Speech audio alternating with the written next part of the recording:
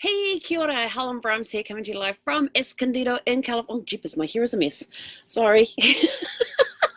It has been a gorgeous day here, and I am like beyond exhausted, but it's been a very productive day, an extremely productive day today. So, oh, jeepers, day 187. Wow, what a day. We've got Monday night, Tuesday night, Wednesday. 3 sleeps left before we hit the road on our 7-month adventure. And so what happened today? Well, first of all, Sparkles is now road ready. I took her in this morning, had some fun folding up the new chair, the outdoor chairs that we have, and trying to get them back into. What is it with how I got to ask this question. What is it about manufacturers and how they package things like folding chairs, and they put them in these bags, and you take the chair out of the bag, you open it up, you sit in it, you enjoy it, and then you've got to put that chair back into the bag. And you can't get it in there. It just won't fit no matter what you try. I managed to finally get them in there with the zippers done up. But I tell you, it took me 20 minutes to pack up those two padded chairs outside. So they're now sitting under the storage here. I am not taking them out because I don't want to have to deal with that again. Not while I'm here, because the next few days are meant to be cold, so we probably won't be sitting outside much anyway. But took Sparkles in. She had the oil change done, got filters done, got all the fluids checked. So they check like the brake fluids and the transmission fluids and the window washer fluids and the battery fluids. And apparently I have batteries that need fluid. I thought those were done with now, but nope. They're still out there, the batteries that you got to go and check the water in and all that sort of stuff. So I am now going to have to remember to put that on my list to check the battery levels. My batteries got tested as well because I was having an issue. When I went to start Sparkles to take her around today, I turned the key, nothing. I was like, oh crap.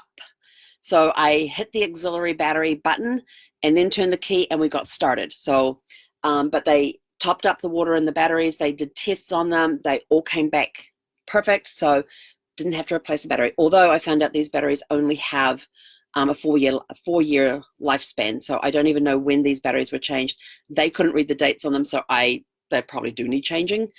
Who knows? We will see how we go. We may have to change them on the road. Who knows?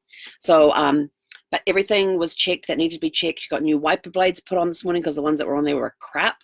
Especially in the vision area right in front of me when I tried to wash the windows while we're driving and stuff. There'd be this big smear mark and it would clear above and below, but right in the middle where my eye level was, it would smear it. So new wiper blades are on.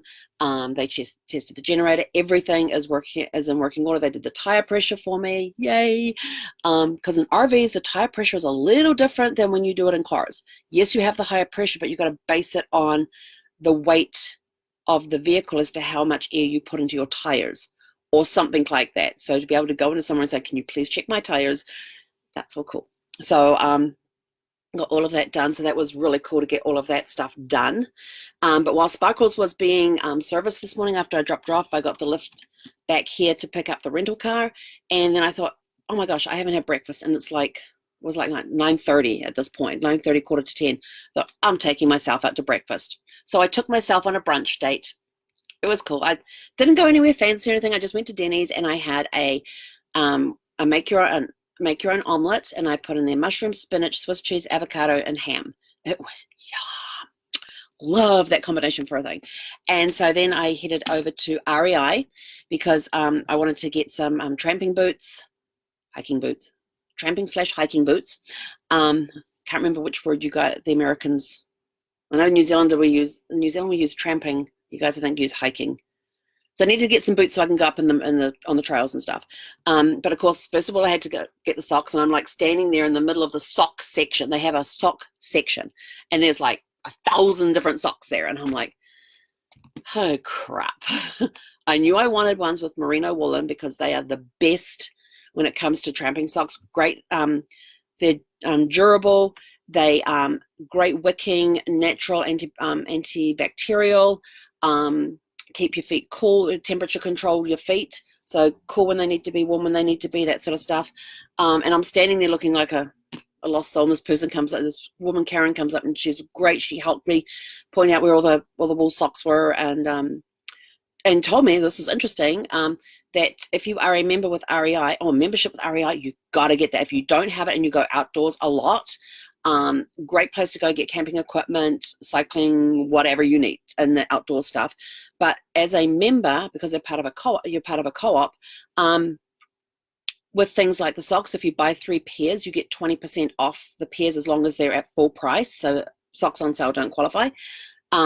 And anything you buy in REI, you have up to a year to return it.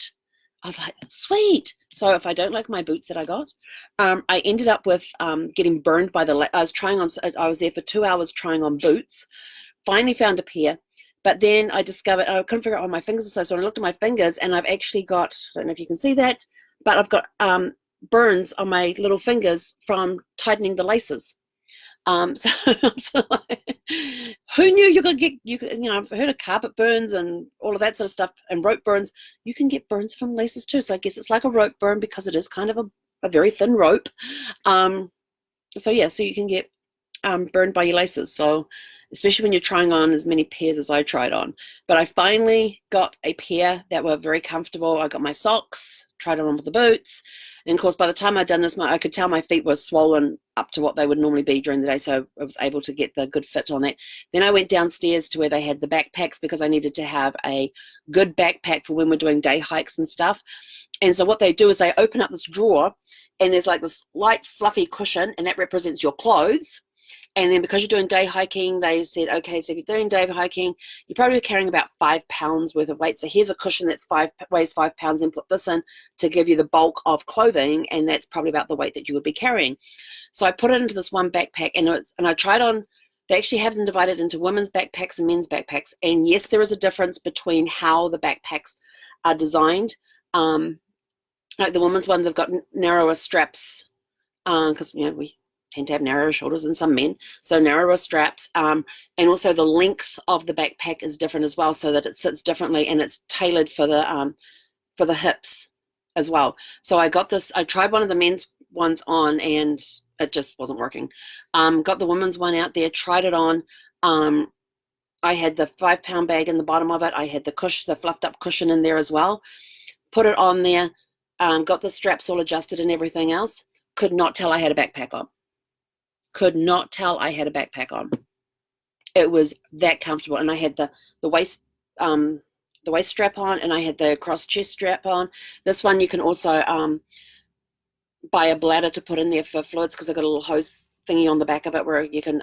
I've got a place where you can put a water bladder in there, and then a place where the hose will come out as well. And it's got places like if I'm using the walking sticks, I've got places where I can loop those in as well. It's got lots of little loops and places you can hang stuff off. It's got great little pockets and things, but it's a great size for a day pack. And this pack can actually do 1 to 3 days. So if I do decide to go overnight camping, I've got my backpack already, and the back of it is vented enough so that I'm not going to get a hot, sweaty back. So it's got the air, it's got air circulation on the back as well. So super fun. So I'm really, really happy that I've got my boots, I've got my socks, and I've got my backpack. And I already have some of my survival kit gear up there. I've just got to go through it and figure out what I'm missing that I need to get. So we're going to start breaking in the boots, probably during the day and stuff when I'm out walking with Zephy. I won't drive with him because I can't do that. But when we get to new campgrounds and stuff, I can put them on, because I'll get them break them in, and we'll do some walking trails. Next one to get boots for is the dog. So I was actually talking with a trainer tonight, and I said to her, what do I do about that? She says, get baby socks and just get her used to having her something put on her feet. And she says, just do 1 foot at a time and distract her while she's got the while you've got the little baby socks on her feet. Distract her so she doesn't want to pull them off and she gets used to wearing them. So going to go buy again when I have to do a run to Walmart, because there's a couple of RV things that I need to get that Walmart have a lot cheaper than Camping World does. So I'll pick up a couple of pairs of baby socks so that we can try her out with baby socks on and get her used to having stuff on her feet. So this is going to be fun. How did Zephy's first sleepover go? She did really, really well. Joan said she set up the crate in her bedroom, got it all covered up and all of that, and she normally goes to bed and watches TV for a bit. And so they're sitting there watching, and she's on the bed watching TV, and Zephy's caught up with her. She has the crate set up. Then Zephy just gets up and goes into her crate and laid down. And so she got up, and I actually tuck Zephy in at night. So when Zephy's time for her to go to bed, she'll be in her crate, and I will lay on the floor in front of her, so my head's just inside the door there, and talk with her. And I reach in, and there's a blanket in there, and I reach in and I pull that over her. And she actually now just kind of snuggles down a little bit, and she'll tuck her head under the blanket a little bit, as I say, okay, I'm done, you can go now. Like, I want to go to sleep. And so then I shut the door, and she's fine. But when you go in the morning, she's got the blanket all pushed off her and all of that sort of stuff. But, that's our routine. So Joan, once Zephy went in there, she got up there, put the blanket on her and closed her up, and didn't hear a peep out of her. But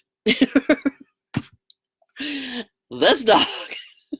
So Odie and Joan have had fun with Zephy for the last 2 days, yesterday and today. Zephy loves going after Callie's toys, and Callie's this little fluffy white thing that's about this big, and of course she got Zephy.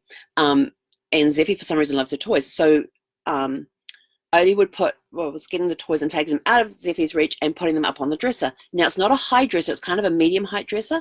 Well, Zephy decided, they're up there, I want them, so she jumped from the floor on top of the dresser to help herself to the toys. She figured out that's where it was. I'm getting up there and getting them. Started laughing. I said, that's probably my fault. And they look at me and go, what do you mean? I said, because, part of the thing of keeping her entertained and all of that is I hide things from her. Like, I would take her favorite toys and go and hide them, and then she's got to go find them. And so she's jumping up on the bed. She's jumping on different not on the counter or the table, but she'll jump up on the couches, the chairs, the bed, to see if she can find where I've hidden her toys. And I said, usually I don't have them on a surface. It's usually underneath a surface that she goes and finds them. And they're like, that explains that. And then they were trying, and remember last time I told you about how she moved their fence for the gate? So they've tried different setups, and she figures them out every time. So Odie said to Joan, we have to put our heads together, because one person against this dog is not working. So surely one dog, two women, we can put our heads together and come up with some solution to stop her going after the gates. So they've now got cardboard on the gate, and they thought that would solve it. Nope, she figured out how to get it, because they put cardboard over it so she couldn't grab hold of the wires, but Zephy found a way around that. I was like, oh, jeepers. So, they figured two women, one dog, surely we can outsmart the dog. But and they were telling me funny stories after this of all the stuff that Zephy got up to with them. Like, they would try something and she would figure it out. And but then they both said that, they've previously said to me that she would make a great trick dog. And so I said, I'm going to get like a hula hoop and some other bits and pieces that I can do inside the RV to start teaching her tricks where I can have her off the leash in a confined area. And they said she would also, if I get her trained up more and get some professional training with her, we could perhaps, because she's such a cute dog, look at having her in commercials or movies. And I was like, okay. But, it would keep her fun. It would keep her entertained. And she knows when she works and all that sort of stuff. Like, I took her, got her back here, got her all set up. So she's good to go now. So, yeah, she had a really good first sleepover. On the other hand, there was this empty corner where her crate was. And it felt, even though at night I don't hear her, just the fact knowing that she wasn't there, I kind of didn't sleep too well last night, and I kind of woke up early. Like, I woke up like around 5 o'clock. I woke up at 5, and that was before my alarm was set. And it was just weird not getting up and going out there and letting her out of her crate and then bring her back to bed so we could have our half hour of snuggle before we get up and out. So we have already decided that tomorrow we are not setting any alarms for tomorrow. We're going to get up when we get up. Yes, we still have stuff that needs to be done in the 2 days, but we've got laundry to do, and I think I've got to get her bathed and a visit to the vet. So those are the only two things that we have that we've got to make appointments for. But apart from that, we are basically ready to rock and roll and get out of here and get on the road. So one of the things, because I was out in the car by myself today, I could listen to books. So I listened to more of Top Gun, which I talked about last night. So if you don't know about the Top Gun book, go back to last night's Facebook Live. So I listened to more of that. Oh my gosh. the stories and the stuff these guys had to go through before Top Gun was created. It was just because the book called what's it called again? Top Gun, an American Story by Dan Peterson, and Dan Peterson was the founder of the Top Gun program. So hearing about his stories and stuff, and some of the sorties he went on and that sort of thing, and even having to fly like pitch black. His instrument, some electrical short went. It's a new moon, so no moonlight. They had to shorten his instrument panel, so he couldn't read his instruments because all the backlights went out. So he's completely dark in the cockpit. He's got this 90-degree angled flashlight that he's using to have a look at his instruments and things. No radar. And so his wingman basically took the lead and led him in to the plane, into the aircraft carrier, so he could land on the carrier. But it didn't happen just one night. It happened the second night. So they went up the second night. They had supposedly fixed it. Goes up the second night, exactly same problem. So yeah, that was kind of like, well, that's kind of scary, flying in a dark cockpit where you don't have any lights that you can read your instrument except for a handheld flashlight. It was like, wow, that's pretty cool. So so that was really cool stories on that. Then I was listening to, and this book I've been listening to, I've probably it's called The Power. I have the hard copy because I like hard copies of books. But I also listen to it a lot when I'm in the car because it's very good at getting me into a positive frame of mind and reminding me why I need to be in a positive frame of mind and all that. But they had this, the chapter in there where they're talking about, what's the chapter? I don't even remember what the chapter's called. It's to do with the power and your health. Yeah, the power and your health.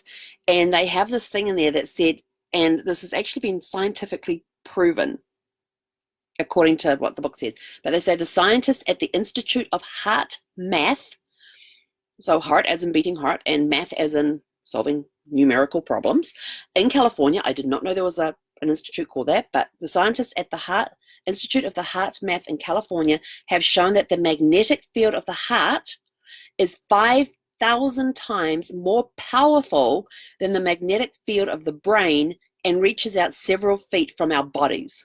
I thought that was so cool. I thought, wow, to think that, they're always telling you to be in a positive frame of mind and to, and this book's all about gratitude and love and the positive feelings and how being very careful about what you think about, because it could come into, like turning around and saying, I'm not going to get sick. The brain doesn't hear the word not. It's just I'm going to get sick, and you end up getting sick. Whereas me, I walk around and go, I have a super immune system. And people go, oh, like, I think it was Christmas. Yeah, Christmas Day. My daughter-in-law, I went to give her a hug. She said, oh no, don't hug me. She said, I've got a cold. And I said, that's all right. I have a super immune system. And she's like, what? I said, I have a super immune system. So I gave her a hug. I wasn't letting my daughter-in-law miss out on a hug. And so, of course, at the end, she didn't let anybody else hug her, only me. So, and I never got a cold. So it works. But yeah, so this is interesting. And so now I'm talking about even though I have these burns from the laces, and I've got this little hole here on my finger right at the joint, I know that my, according to this, we have little little things that go in there and fix your cells and your tissues and your tissue and your skin.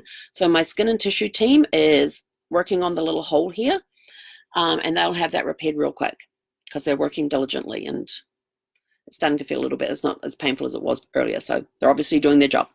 But yeah, so it's been a very productive day. I am completely exhausted, but you know what? It's been a great day.